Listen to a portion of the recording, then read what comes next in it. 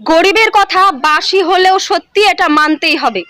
আমাদের সমাজে শাশুড়িরা নিজেদের মেয়েদের অতীতের কঠিন বাস্তব কথাগুলো চেপে রাখে, গোপন করে রাখে, লুকিয়ে রাখে, যাতে তার মেয়ের সংসারটা না ভেঙে যায়, তার মেয়ে যাতে স্বামীর বাড়িতে সুখে সংসার করতে পারে সেই জন্য।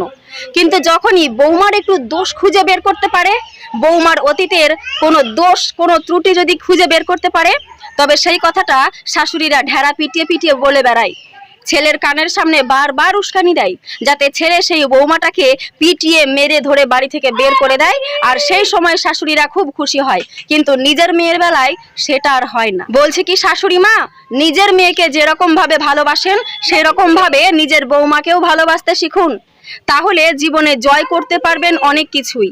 বৌমার পিছনে লেগে কখনো আপনার ভবিষ্যৎ আলোয় আলোকিত হবে না, কারণ আপনি যখন বৃদ্ধ হয়ে বিছানায় পড়ে থাকবেন তখন আপনার মেয়ে শ্বশুরবাড়ি থেকে এসে আপনার সেবা যত্ন করবে না। ওকে।